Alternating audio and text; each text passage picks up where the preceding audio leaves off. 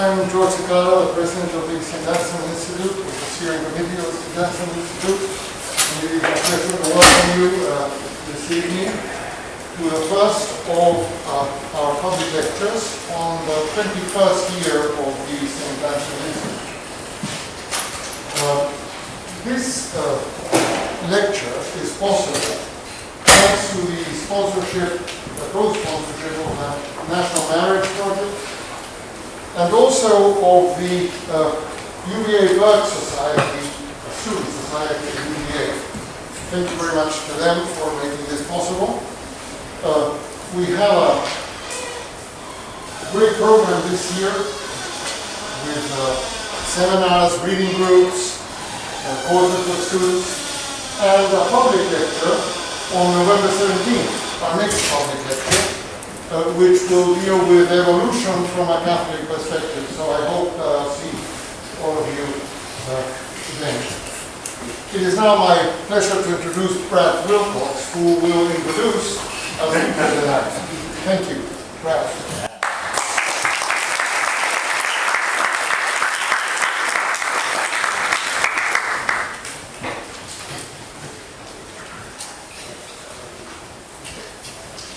So my students at the University of Virginia are great in many ways. They're curious, they're hardworking, they're friendly, and many of them have big hearts for good causes here in Charlottesville, from tutoring poor children at the local middle school to visiting the elderly at local nursing homes. But in my years here, I have kind of come to observe one big blind spot, and that's the kind of tend to sort of focus more on what could be called from actually David Brooks's perspective, your colleague at the Times, more resume virtues rather than eulogy virtues. And this kind of struck me in listening to a student I will call Anna, sort of talking about her perspective on education, work, and marriage. She said this: UVA students are definitely more focused on their education and getting their career started and getting into a serious relationship. Which one I'm saying. If it happens, great. But the focus is definitely on building our own brands first. Basically, the thought process is relationships and love are a risk, but you always have your career and success to fall back on. Now, Anna is by no means alone when you kind of look at polling data in America. And I see kind of poll after poll telling me that young adults especially are more likely to prioritize education, work, and money in recent years compared to marriage and family. This Pew poll on the right kind of gives you a sense about kind of the relative, sort of impact or importance of work versus marriage, for instance.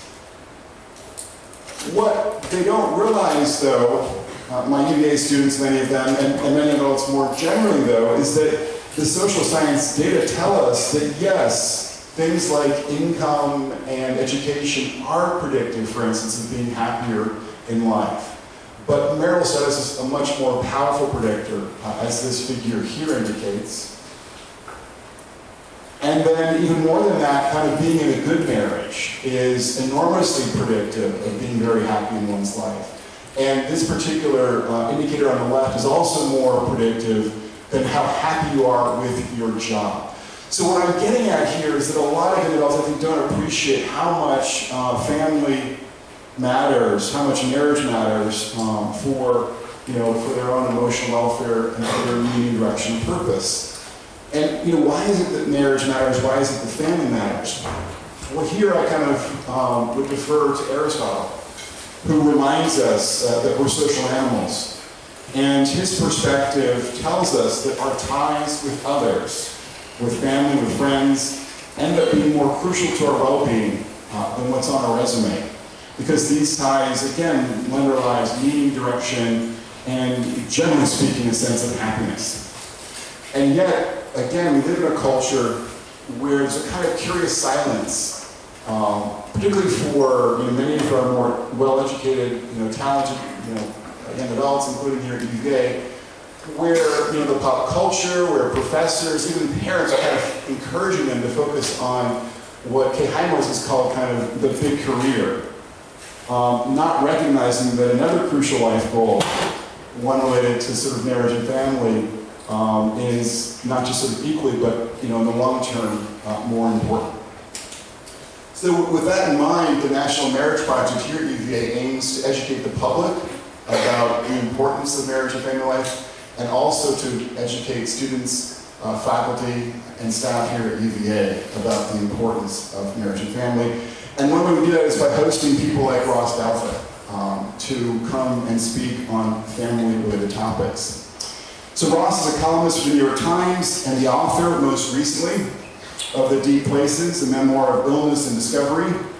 He's also the author of The Decadent Society, How We Became the Victims of Our Own Success, and To Change the Church, Pope Francis and the Future of Catholicism, among a number of other books. And I'm delighted to have him here tonight because I know of no public intellectual who's as gifted as Ross is in interpreting and evaluating the state of our unions. So Ross, thank you for joining us here at UVA tonight, and I'm happy to turn the COVID-proof podium over to you.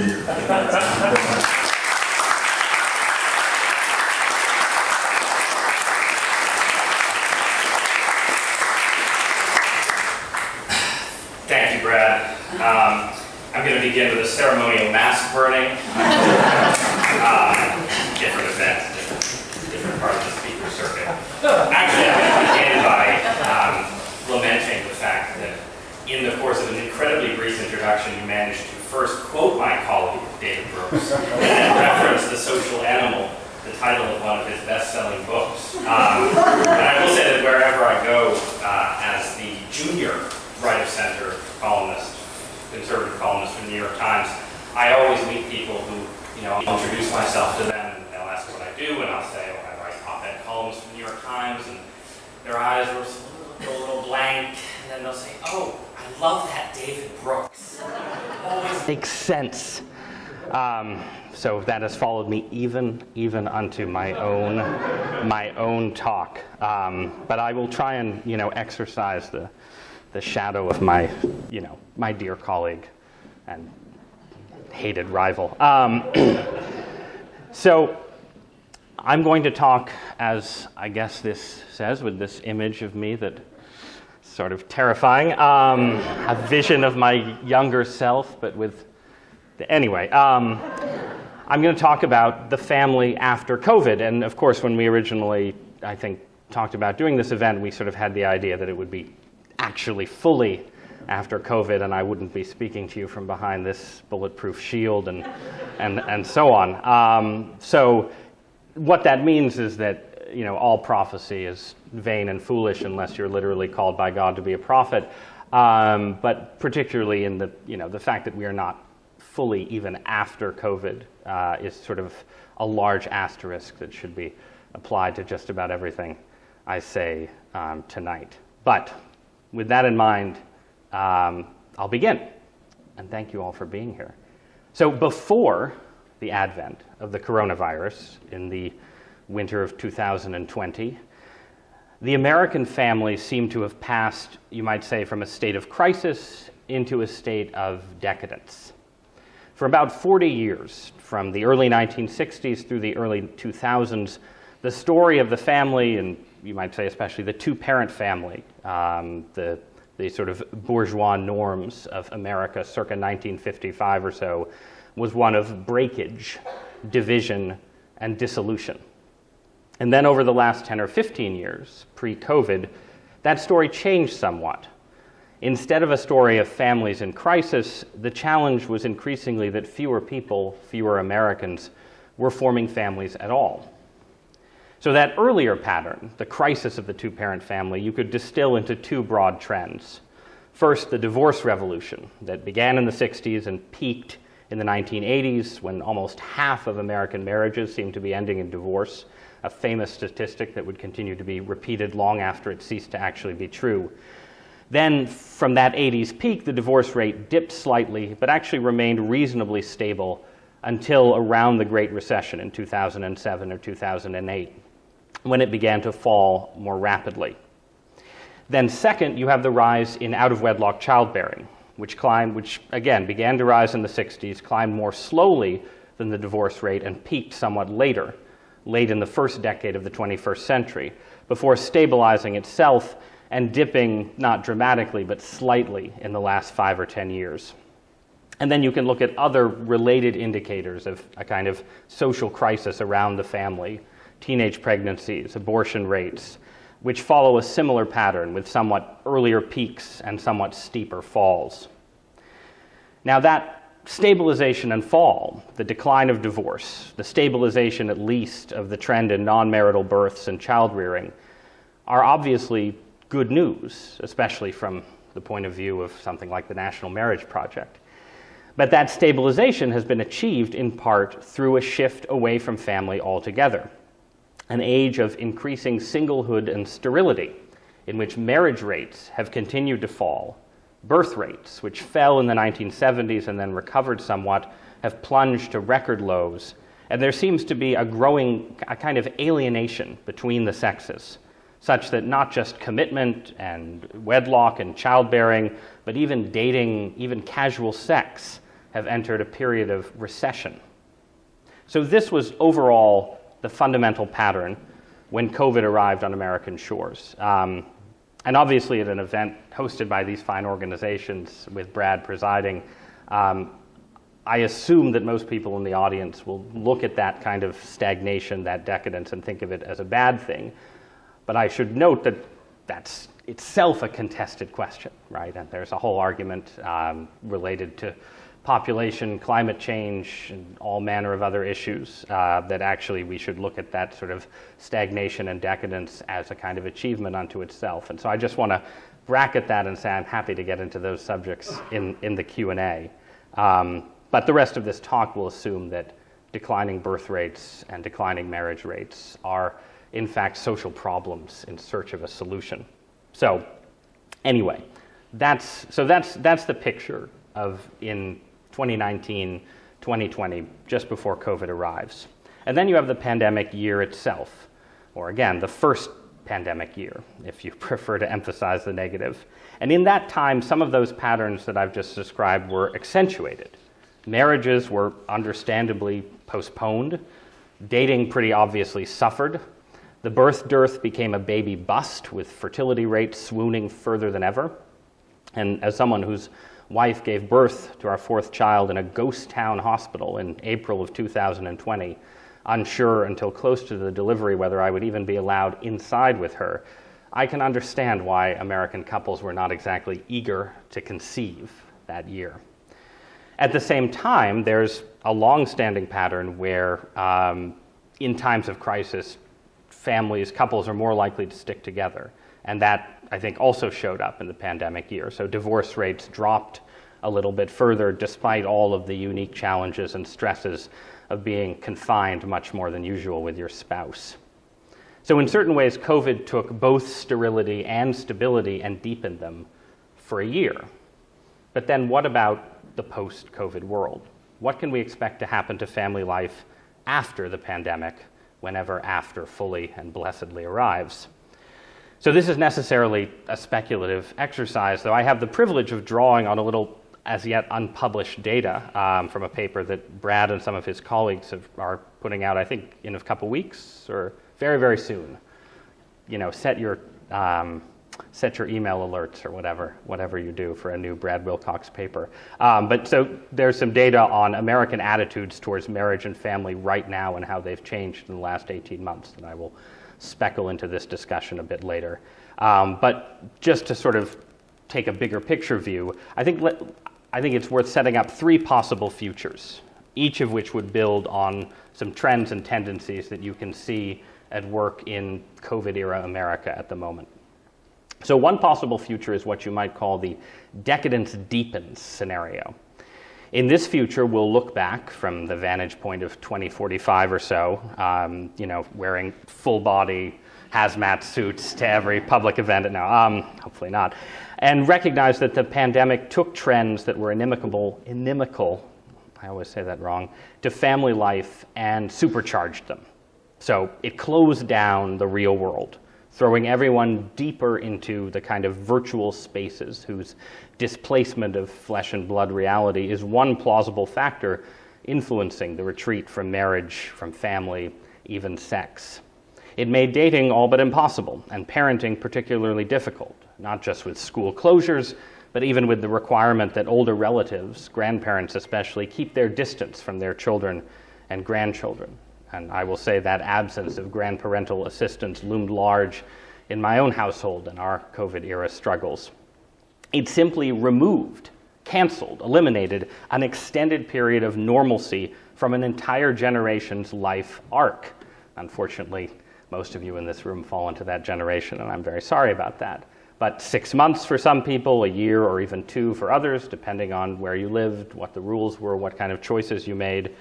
And with, I think, the possible consequence that a lot of milestones delayed could become more likely to be milestones foregone. So an extra dose of postponement for a younger America that was already postponing marriage and childbearing to the edge of its reproductive years, that could easily have ripple effects long after the pandemic is finished. Then, too, in certain ways, the pandemic was particularly difficult for often declining institutions that for now still play a crucial role in matchmaking, for instance, alongside the otherwise increasingly dominant online dating market. It isn't just that these kind of institutions, from churches to smaller liberal arts and community colleges to various kinds of community organizations, had to close down temporarily.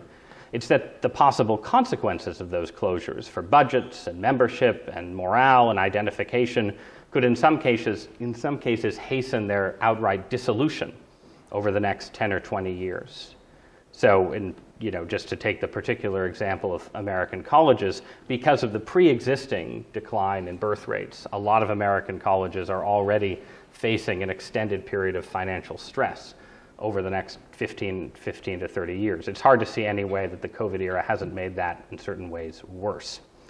So in this decadence-deepened scenario, all kinds of real-world forms of community, already weakening under pre-pandemic conditions, will have their decline accelerated. Again, pushing people more and more into virtual spaces, virtual forms of community, and virtual marriage markets that, on the evidence we have, aren't doing a particularly great job of pairing men and women off. Or alternatively, some of those forms of community will endure, but with increasingly skewed gender ratios, with the pandemic hastening the withdrawal of men, in particular, from various forms of organized social life. You can see this right now in college enrollment statistics, where the pre-pandemic female advantage, which was probably like 55-45 in terms of college enrollment by gender, has become a yawning 60-40 split. And in my decadence-deepened scenario, you would expect the same pattern to end up showing up in other areas as well, with, for instance, pandemic welfare spending, however necessary, ending up encouraging more working-class men to drop out of the workforce, with women returning to church, maybe, in larger numbers than men, with the overall population of so-called NEETs, young people not in education, employment, or training, as you can tell, it's a European phrase, taking on an ever more male skew. And at the end of this scenario, the darkest one that I'll offer you, lies an America that ends up resembling countries on the Pacific Rim in certain ways, with men withdrawing from the dating market in alarming numbers, withdrawing outright, not just being less attractive potential mates, video games and virtual entertainment substituting more and more for social life, and as a consequence, birth rates dropping from our pre-pandemic fertility rate of about 1.7, let's say, to 1.4 or even 1, the half replacement level of South Korea. But then with the added twist that America has its own specific social pathologies, opioid and alcohol abuse above all right now, that would inevitably be interwoven with demographic decline, playing their own role in the decline of marriages and relationships. And here too, it's pretty easy to see the pandemic as a dark accelerant, since we already have the numbers showing, for instance, opioid deaths rising to new highs across the COVID year. So that's a pretty dark picture. The coronavirus era as a gateway into a more online, more alienated, more purposeless, and more addicted forms of young adult life, with wider gaps between the sexes adding to the problem and fewer marriages and kids as the inevitable result. So now let's paint a brighter future. Call it the wake-up call scenario, where everything I've just described, everything grim that happened to young people and parents and families during the pandemic, becomes a reason to rebel against pre-pandemic trends and forge a different way of life. For example, the experience of being thrust deeper into exclusively online worlds against one's will could lead to a willful rush back into physical reality once the threat of the coronavirus is finally lifted. Take something like online pornography. There are studies suggesting that, not surprisingly, porn searches spiked during early lockdowns in Western countries. But a recent longitudinal study in the United States actually showed a decline in porn use for both sexes over the longer term of the pandemic. So maybe you could speculate that there's a kind of exhaustion with the virtual that sets in once virtual life becomes too dominant. And perhaps this exhaustion in a more general way could lead to a revival of exactly the institutions and cultural habits that in my decadence deepened scenario seemed fated to permanent decline. Similarly, in this optimistic scenario, the heightened experience of isolation could encourage a stronger sense of urgency among young people when they return to life in full. Perhaps an urgency towards random hooking up at first, in the style of the hot vax summer that was promised before the Delta variant came along. But then beyond that, to an urgency in forging real relationships, deeper friendships, creating households and homes, plunging into marriage and child rearing ahead of the schedule that pre-coronavirus young adult life would have set for them. Right now, for 2021, any surge in weddings or fertility, and there is some evidence already, I think, of a fertility bounce back, would mostly reflect people who are already on track towards wedlock or baby making and are just playing catch up for the lost year. So I think we presumably wouldn't know for some time if there was any general acceleration toward commitment. But there's data, suggestive data in other places where this kind of wake-up call might happen. For instance, the trauma of schools, especially public schools, being closed entirely or relocated exclusively to Zoom has clearly led, in some cases, to greater parental engagement with their kids' education, more homeschooling, more movement to charter schools and parochial schools, and so on. If this pattern were sustained, you could imagine it leading to real innovation in education, potentially all the way up through college, so that instead of COVID simply collapsing institutions and overburdening parents, you might end up with newer and better institutions, newer forms of community and collaboration, and potentially a lighter parental load, or if not a lighter load, at least a different kind of engagement with child rearing than existed prior to the pandemic. Likewise, the pandemic-era movement towards greater remote work need not represent a greater imprisonment in the virtual if it also makes family life more livable, reducing commutes, increasing time spent at home, making it possible for professionals in particular to spread out geographically beyond the high-cost, child-unfriendly megacities in which the pre-COVID economy concentrated them.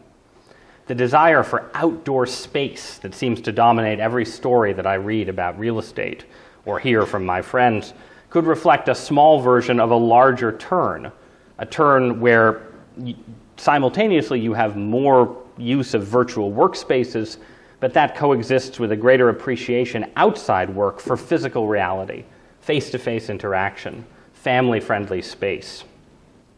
Even the specter of workforce dropouts, which in the decadence deepened scenario is a signifier of alienation and stratification and male-female disharmony, could represent in other cases a healthy rebalancing for families. Some parents homebound during the pandemic may have discovered that they preferred spending more time with their kids. You can ask me whether that's true for me in the Q&A.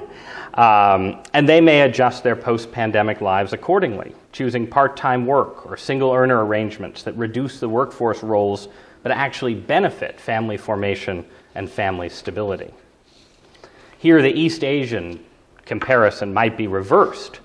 Part of what makes, arguably, East Asian society so unfriendly to family formation at the moment is so-called workism, a culture that makes long hours in the office and professional advancement the measure of all things, an even more aggressive version of the problem that Brad sketched out in his opening remarks. So if the COVID experience leads to a partial retreat from the American version of workism, that retreat might actually help halt our slide towards South Korean levels of fertility. So that's pure optimism after a dose of pure pessimism to start. Now let's consider a scenario in between, which I think you can see outlined somewhat in the data from Brad and others' forthcoming report. This is a scenario that you might call family polarization, where decadence deepens for some, and the wake-up call happens for others, and the division tracks already existing divides in American culture, divides of ideology and religion, race and social class. I think it's pretty easy to imagine how this would play out. For instance, parents who have responded to public school failure by innovating, by starting new co-ops or choosing new schools, will end up having more kids. Parents who had to juggle service sector work while supervising kids on Zoom may not. Young professionals who suddenly find more options for where to live, thanks to telecommuting and geographic dispersal, might marry and start families sooner. Young men, especially working class young men who become even more detached from college or church or community, might marry later or not at all. People who work for industries that have boomed during the pandemic, digital companies above all, might feel more secure in their future and make personal choices accordingly. People who work in industries most shadowed by fears of infection or most disrupted by supply chain problems, or in communities most affected by the COVID surge of drug use and overdoses, will make personal choices that reflect persistent fears, a growing sense of tenuousness, or accelerating collapse.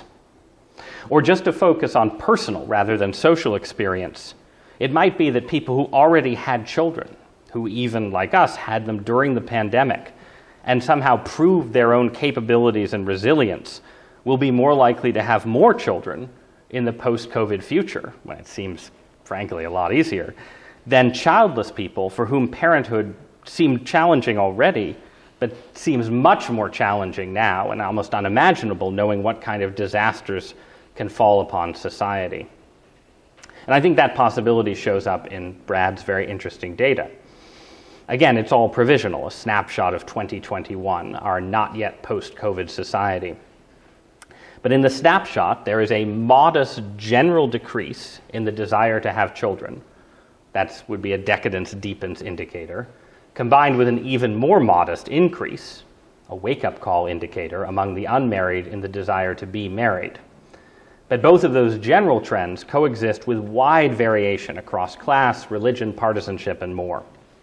So, among well-off Americans, for instance, those making $100,000 or $1,000 or more a year, there was a slight pandemic-era increase in the desire to have kids. Among Americans making less than $50,000, on the other hand, there was a sharp decrease in the desire for kids. Among frequent churchgoers, the desire for kids post-pandemic was about even, as many people reported wanting to have children more as reported wanting to have them less. But among Americans who never or rarely attend church, 3 times as many people report wanting kids less post-COVID as report wanting them more. Likewise, Republicans were about even in how many wanted kids more as opposed to less, while Democrats were twice as likely to report a diminished desire for kids. And while there wasn't a huge gender divide overall in the responses, low-income men stood out for their family unfriendliness overall. They are, quote, the most likely to report being childless and wishing not to have children.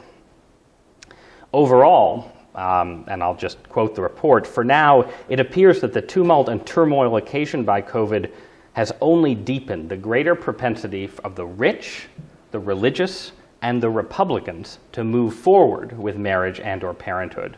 In this way, as in other ways, COVID may have amplified pre-existing fissures in American fertility trends. Now, in spite of that partisan divide, I think overall those fissures aren't likely to be neatly partisan, since affluent and well-educated Americans, who are more likely post-COVID to want kids, are trending Democratic in many places, while the downscale white men who are less likely to have kids are trending Republican. So the fertility advantage for, let's say, religious conservatives could be somewhat offset by a tendency of higher income white Americans to want more kids than their lower income white peers. Indeed, you could imagine, and I think this already exists, a fertility divide widening within both political coalitions, with the rise of telecommuting and virtual work making it easier for both affluent suburban liberals, or voters who supported Mitt Romney and then voted for Hillary Clinton and Joe Biden, and exurban conservatives who stuck with Donald Trump to have kids, while rural white conservatives and inner-city minority Democrats become, under somewhat different pressures, less likely to marry, start families, have extra kids. However those trends shake out, though, a world where COVID makes not just family stability, but family formation in the first place more class-bound than now, seems like it should increase the urgency of the debate over family policy that's currently percolating in Washington, D.C. Right now, the debates basically about what the government can do to help people feel comfortable and stable having and raising kids, are divided between three camps: Democrats and a few Republicans who favor some kind of unconditional aid to families, Republicans who favor aid to families that's linked to workforce participation, and a lot of Republicans who still don't care that much about the issue at all. I think you can guess from the fact that I'm giving this talk that I think the last group is deeply mistaken. But I think the scenarios I've sketched out here potentially offer ammunition to both of the first two groups. In particular, if we're worried about a future where men especially aren't making headway, are slipping away into drugs or video games or some kind of neat, N-E-E-T, life, then you can understand, I think, the fear of some conservative policy thinkers that guaranteed no strings attached money for parents, which means in a single-parent household, most often guaranteed income for mothers, could effectively subsidize this kind of mounting male indolence and absence and perpetuate generational cycles of poverty in ways that make it harder for the poor to form stable families overall, even if any given single mother might have it slightly easier financially because of government aid. On the other hand, in the Wilcox data that I've cited, the danger that really concerned conservative welfare reformers 30 years ago of government subsidies contributing to skyrocketing out-of-wedlock birth rates for the lower classes, that seems increasingly remote. Instead, today's most notable trend is something rather new in our history: a rapid rise of childlessness among the poor and least educated Americans, a trend that's visible in other Western countries as well, which in certain ways promises some immediate benefits to poor people since they're spared the expense of having quite so many children, but that comes at a potentially disastrous long-term cost, where singlehood and isolation define middle and old age for groups and populations that lack non-familial forms of social support as well. In that context, you might argue that risking some slight increase in out-of-wedlock births to encourage family formation overall might be worth it, even from a socially conservative out-of-wedlock births are not ideal perspective, making the case for just a straightforward family benefit stronger than it would have been in, say, 1996. Personally, I think there's actually a path to compromise on those specific policy questions. I think you could have a family benefit that was tied to work for parents of young children, but offered without strings to parents of infants, allowing poor women to opt out of the workforce temporarily but not permanently. But I think that idea or other compromises are somewhat a matter of details. The most important thing suggested by these trends is to prioritize the debate itself about what policy can do. But then policy can obviously only do so much. And outside of the immediate policy questions, I think the particular problem of low-income men that keeps coming up points to the place where it seems most important to really think anew about our situation. And that place is this question of the increasing social alienation of the sexes. The fact that outside of a few elite professions, men seem to be falling behind women in the aggregate everywhere. And the fact that social settings that should ideally bring the sexes together have increasingly skewed gender ratios, making pairing off, by definition, extremely difficult for a growing pool of younger women. And this is, since we're on a college campus, this is a particularly important problem for college campuses, which in a more secularized society dominated by later marriage have ended up being one of the most important non-online places where young adults can fraternize their way towards relationships and marriage. And I'm probably a little biased here because I met my own wife in college, But based on the experience of many friends and relatives in the dating market since, I think that bias is somewhat justified.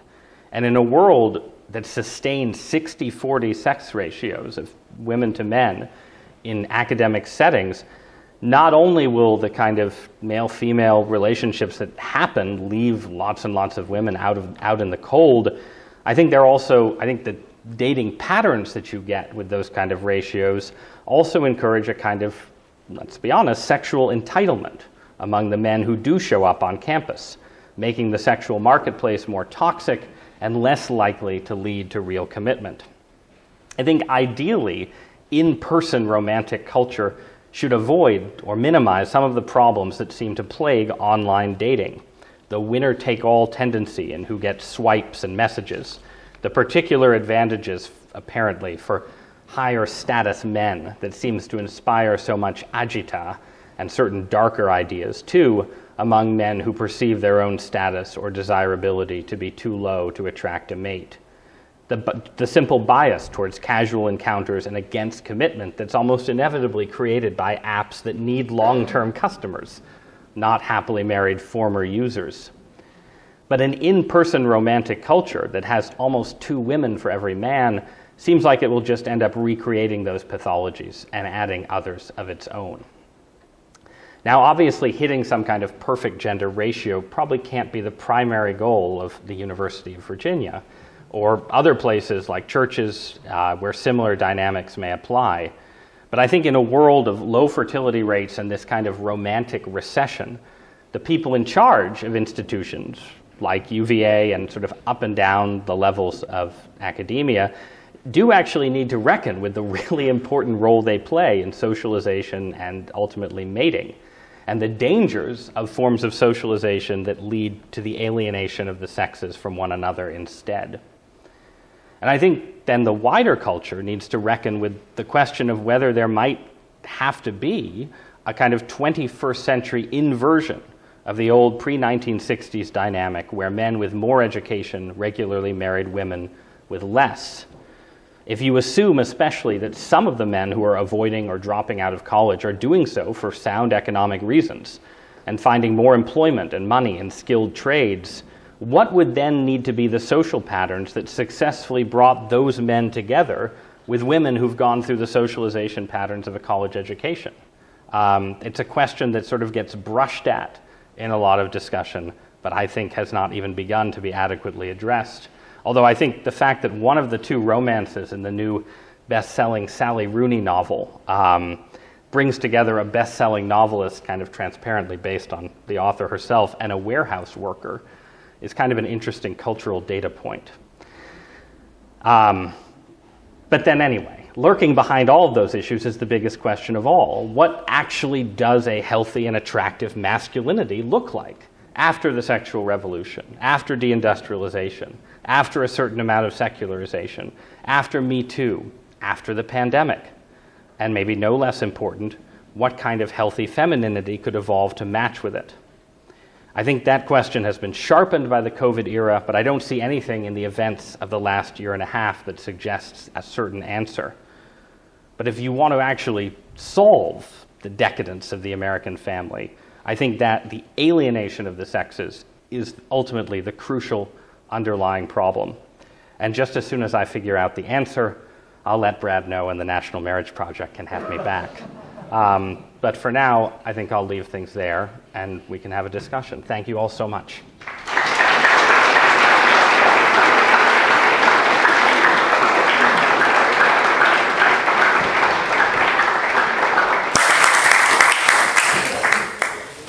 So we welcome questions from people here. So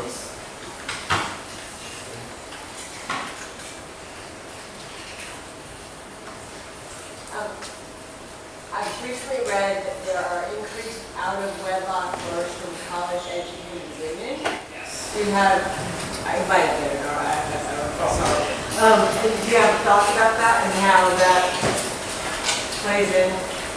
I mean, I think that is, there's a lot of factors at work, but I think that you would expect to see that happen increasingly, given that basic sort of college gender ratios, right? Like if you have a certain level of female professional success, and not, there are many different ways for a successful woman to get pregnant without having a husband. Yeah, I mean, I think that would be, you would have a fundamental expectation that would begin to happen based on those ratios and these patterns, and how far it goes, I think, is an open question, but I think it's not surprising at all. And I think I'm 42, so but my sister is 9 years younger than me, and I feel like you can see in her friend group of successful professional women, many of whom are unpaired off and seem to sort of despair of finding a suitable husband, a sense that is and should be an option, right? And again, it's a really interesting question, like the question about lower income Americans for social conservatives, especially, right? Do you prefer to live in a world where there are fewer out of wedlock births and where fewer single parents, but nobody's having any kids, right? Versus a world where you have more kids in non-traditional, from a conservative perspective, non-ideal situations. I think that's a key question that the pattern of social conservatism for so long sort of assumed that you have the sexual revolution and all hell breaks loose and people are just going to be, as marriage breaks down, people will just, have more and more kids out of wedlock, and for a while more and more teen births and so on. There's sort of this assumption, and that's not the world exactly that we've ended up living in. And there are ways in which it seems like, people who are in favor of babies will end up sort of trying to decide whether they'd rather live in the world of professional women becoming single parents, or a world where those babies aren't born at all. For now, until the masculine renaissance.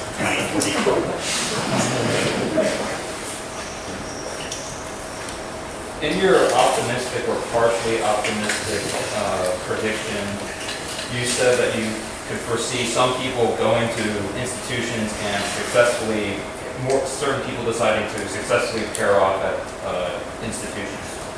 Which institutions do you expect would be a good social setting for men and women to actually pair off at? I mean, I think that for all its problems, I think that the residential undergraduate campus is not a terrible place for men and women to pair off and meet their future spouse. And obviously that's somewhat in tension with the image of sort of Animal House style debauchery that some colleges maybe cultivate in order to convince students to attend. Although even at the end of Animal House, John Belushi and there's some happily ever after, not Me Too appropriate happily ever after at the end of Animal House. But I think that's there isn't. I don't think. I think there's a sense in which there's the challenge of gender ratios on campuses that creates particularly potentially anti-commitment oriented social dynamics. And then there's the challenge of what Brad described at the outset, right, which is that a lot of people on especially more elite college campuses are sort of conditioned to think of marriage as something that has to happen 7 years out from undergraduate life. And so the person you're dating in college, maybe they're the person you're going to marry, but there's like 4 professional hoops you have to jump through before that happens. And in sort of my dating advice mode, I think that attitude is foolish. And I mean, again, I think especially in a world where sort of other ways that people found mates have broken down a bit. And I mean, even like the dynamics of Me Too, right, have had really positive effects in terms of making men aware of, the problems of sexual harassment. But they've also, I think, made workplaces probably more unfriendly to romance than they would have been even when I was a 25-year-old in the office, right? So there are social pressures on that I think make sort of post-collegiate environments maybe less congenial to dating than they would have been 10 or 15 years ago. So I think there's a lot to be said for being open to finding your potential spouse in college, or some kind of similar academic setting. That doesn't even begin to resolve the question of, how you're supposed to be finding a mate if you don't go to college at all. And there, as with some other areas, some other challenges in American life, I think churches and religious organizations have sort of essentially failed to arrest the dissolution of working class life in America. But you could imagine a world where there was a kind of, class-oriented missionary spirit in American churches that led to some kind of religious revival in working class communities that in their turn created spaces for pairing off. And then there's the question of like, can online dating improve? And I'm not an expert on the sort of the details. I've read some papers that made sort of that I gestured at in the talk about the patterns that show up in online dating and why they cut against solid relationship formation. But to be optimistic, the desire for real romance is a pretty powerful desire for human beings. And in a at least semi-innovative capitalist economy, you would imagine that apps that actually deliver something better than maybe Tinder does right now would gain more market share with time. But yeah, I don't know. So those are sort of academia, religious communities, and better forms of internet dating would be three different ways of thinking about the problem. Yeah. Can you go a little bit more into sort of how we can find like a masculine renaissance? Because I think that's a hard question, but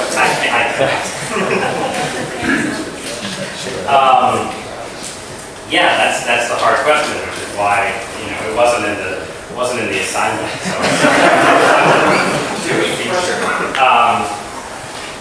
So yeah, I mean masculinity, right? Like. There's sort of two separate questions, right? One question is whether there is anything that you can say is sort of a masculine virtue at all, right? And I think there's, a lot of people at the upper levels of American society might say no to that question. They would say, we should just think of like there are virtues that are equally available to either gender, and to the extent that there's sort of an image of masculinity, it's actually this straitjacket for men, and it's the reason basically that men are struggling, right? The idea that there is supposed to be some kind of specifically masculine identity, some kind of manhood that you're going to inhabit, is in a world where forms of patriarchy or weak or no longer exist, is actually holding men down. Right, it is a pretty common perspective, right? That men are sort of imprisoned by their need to be sort of stoic and not in touch with their emotions and violent and competitive and all these things, and that in a more sort of feminized political space and workspace and all these things, inevitably those are just sort of toxic things, and. I don't think that's quite right, but that's a very sort of widespread theory. There is the theory that there's just sort of it was in actually a column by my colleague Thomas Anselm today in the New York Times that I recommend looking at if you're interested. Basically, the column is just him quoting a lot of people talking about the crisis of masculinity from different perspectives, and like me here, not providing any actual solution. But one of the arguments that he raises is the idea that just brain development is really different in men and women, right? And men are their brains, they develop self-control more slowly than women. Something that might be true. I might have noticed that in my own life from time to time. And that in turn means that, a system of sort of socialization via classroom education over a long period of time is going to favor women over men, almost inevitably. Unless you could have the men start 5 years later or something.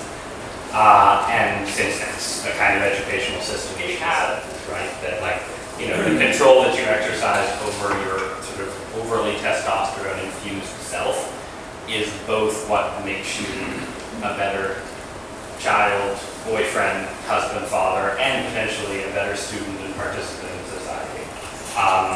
So that idea that self-control being a particular challenge for men means that it's also a particular place for the cultivation of masculine virtue is one place I would start. And then I'd also start with the linked reality that in a world, and we will continue to live in this world into the indefinite future, no matter what happens with, assisted and artificial forms of reproduction, in a world where most children are born through women having the extraordinary experience of carrying them inside themselves for 9.5 months. They tell you it's 9 months. It's 9 months. This is something, my wife was kind of shocked and appalled when we realized this. That world will always assign a potential distinctive role to men as, effectively helpers and protectors of pregnant women. And that role is going to be necessarily different in the context of aspirational gender equality than under conditions of, sort of ruthless patriarchy. It's going to be different in a, digital age economy versus a hunter-gatherer economy, and figuring out what form it takes, what kind of healthy form it takes, is a cultural challenge that I don't actually have the script for. But, if you're married and your wife, has 2 or 3 children, then in sort of core years of your adult life, your professional life, your familial life, she will be doing something that you can't do. And she will need your support in particular ways. And, that's often likely to be financial, but it's going to take other forms as well. And, it runs counter to, I think, some of the language that has grown up around gender equality, but I think being able, for society to be able to say to men, you need to prepare yourself for this particular role that only you can play, is, again, a place where the cultivation of masculine virtues could begin.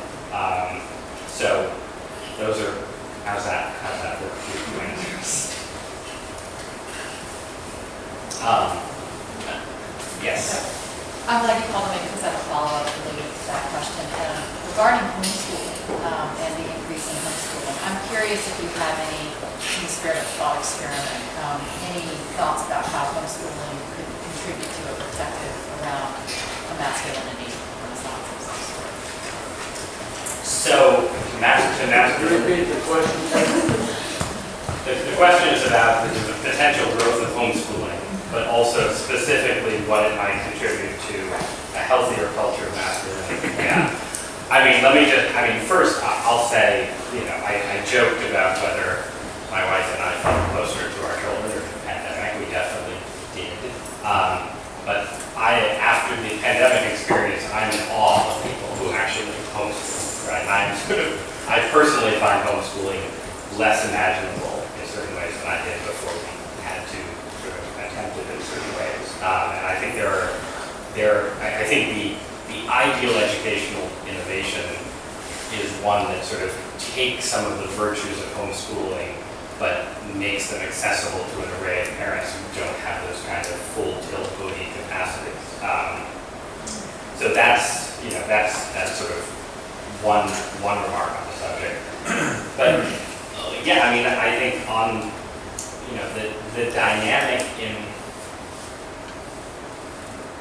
I think there's sort of two ways to think about it, right? There's sort of a dynamic in a lot of very trad, if I may use that term, homeschooling environments where, you just lean deep into 19th century gender roles, right? Where the woman, the mother, becomes sort of fully responsible for the home and for education, and the father becomes a sort of, totally old-fashioned provider figure.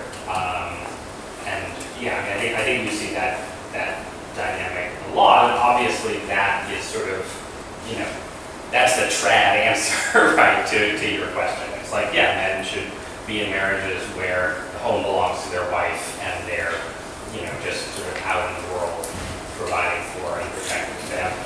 I like homeschooling itself. I don't think that model is going to work for everybody or even most people in the world where, female professional aspirations are deservedly wider than they were in 1842. So I think then the question becomes, what is sort of, in a world where you have a kind of domestic partnership between husband and wife in educating your children, what, is that just an egalitarian partnership? Or is there a sort of particular male role, and I think that I definitely don't have a sort of definitive idea about that, but I think that's sort of where those questions would come in, right? It's like if you're designing a model of homeschooling that is going to be run in partnership between the husband and wife, or in a sort of 1/3, 2/3 dynamic, or whatever dynamic you end up with, is that just a sort of egalitarian division of labor, or are there sort of, there are, and it also will depend. So one thing I didn't talk about this, but it connects deeply to this question, right, is, one of the things that clearly is affecting men, young men, low-income young men, especially negatively, is the absence of fathers in the home. And then male children seem to be just way more sensitive to parental attention and involvement and male parental attention and involvement than younger women. Men are just, in certain ways, we're the weaker sex. On these kind of points, we're less resilient. We benefit more from two parents, it seems like.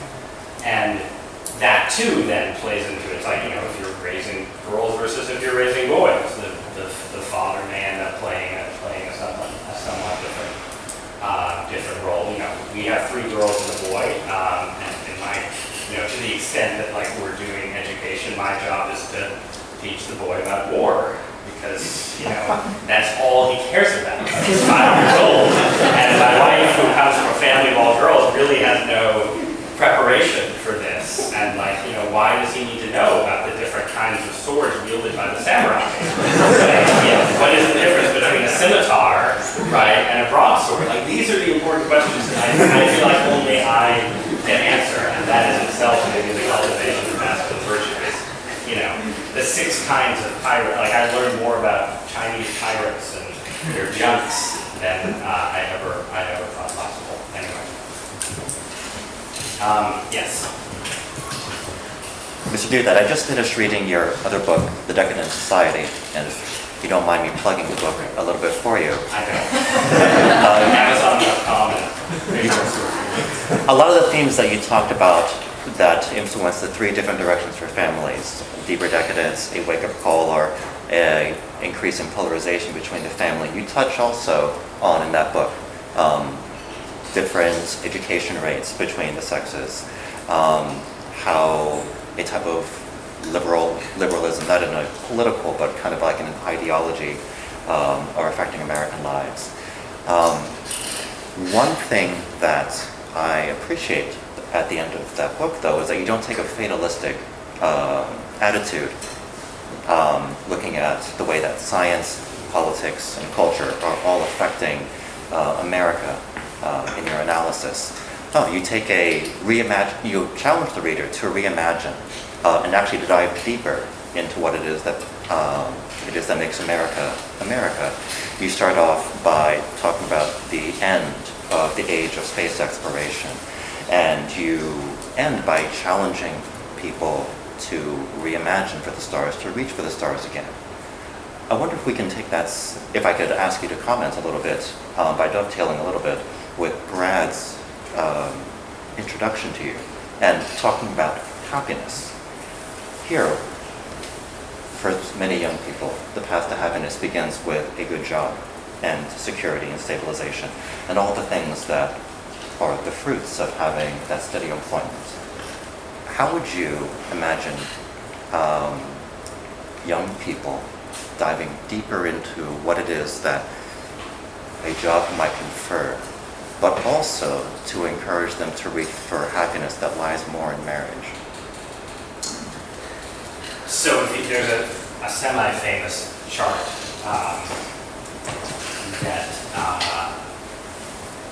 thank you for the plug, by the way. A semi-famous chart that they would ask a large sample of incoming college freshmen a question, which is more important, to develop a good career or develop a meaningful philosophy of life from college. And the lines, basically in 1968, meaningful philosophy of life is here.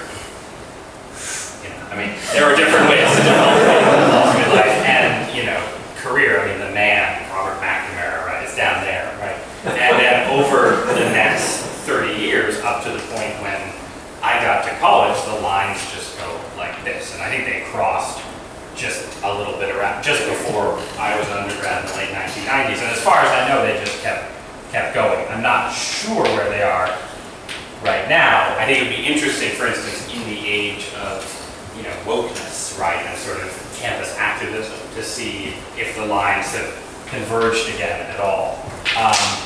But I'm throwing that out there just to show that things change, right? You can't assume that because at a given moment undergraduates are consumed with workism, or the belief that professional success is the only path, that over some kind of generational cycle you won't have a flip, a change, right? And people are responsive to what seems to have gone wrong in the era before them, right? So this number comes out of this, anxiety about growing up in sort of a conformist Eisenhower era culture that doesn't provide play for, for sort of artistic aspiration and intellectual this and philosophical that, right? And then the flip happens in part in reaction to, in some ways in reaction to some of the crises in the family, right, that sort of emerge from that period of sort of cultural turmoil and rebellion. People feel like, well, the 1970s weren't so great after all, and, maybe what we need is a little bit more sort of yuppie life, right? So that's just sort of a long-winded way of agreeing that the future isn't written, right? And these kind of dynamics change, and I think you can imagine them changing just from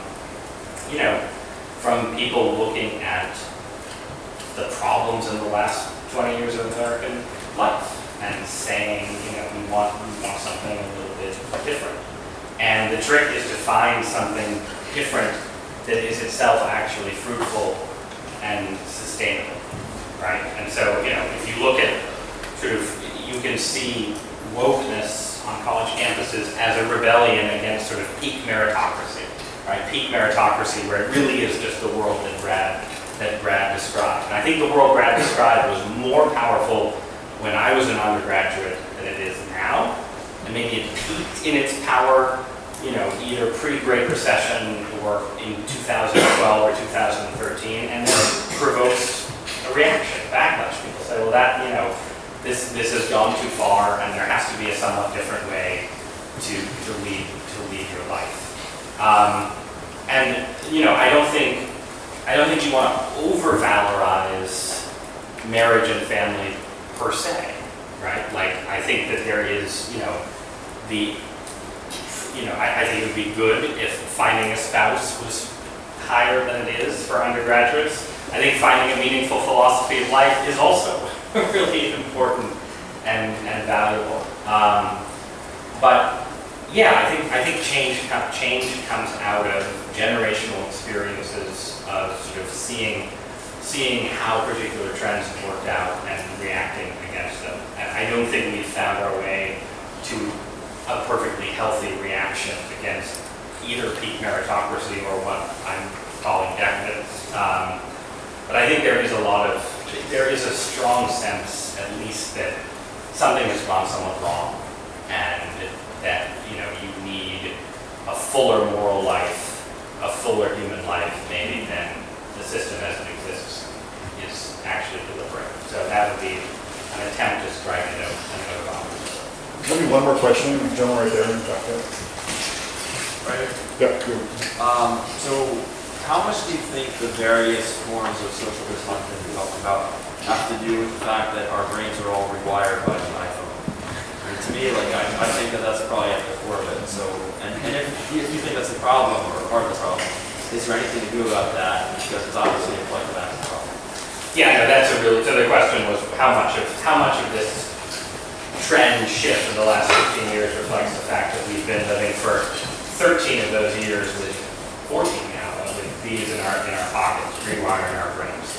And yeah, I mean, that probably should have been a subset of the discussion, because I think it's very plausible that it's not just sort of the problem with dating apps per se, or the nature of internet culture or whatever, but just sort of the particular psychological consequences of full-on, constant social communication.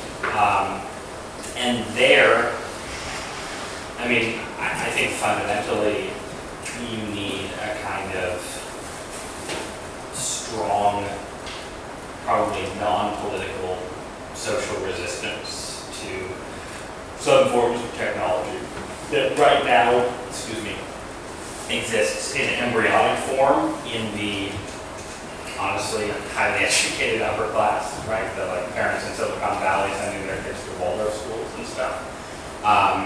And so you have this weird inversion of everyone worried about the digital divide 20 years ago. The idea being that rich kids would have access to the best computers and poor kids, would be stuck working with pen and paper. And in fact, the actual digital divide is the opposite. Rich parents protect their children from the internet to some extent, and poor parents either don't have the resources to do it or are sort of educated into the idea that tech must be great, right? Like Google dumps 1 million Chromebooks on a public school system, and everyone's expected to say, this is great, we'll have second graders using computers and so on. So I think that there's, like, if you look at the data that came out in the last week or two on Facebook and Instagram, right? And it's an effect on that, the happiness of teenage girls, right? And people frame that as a Facebook problem, and it is a Facebook problem in the sense that corporations do have moral responsibilities to try and deal with the toxic side effects of their technology. But I think ultimately the solution to it is the creation of new social norms that enable people to dramatically limit their children's exposure to tech and have basically tech of that kind introduced very gradually late in adolescence, rather than something that becomes a focal point for your social life as soon as you turn 12, if not before. I don't know if that's a full answer to the challenge, because I hardly had any internet access until I was 19, and I'm definitely addicted to Twitter. But there isn't like some amazing carryover. And being adults, you can't force people not to use dating apps until they're 27 or something. But I think beginning with the idea that childhood should be protected from the digital, and that the digital should be introduced very gradually, I think that's the place to start and see if that has social benefits, and then work from there. So, Great. Well, thank you very much for joining us.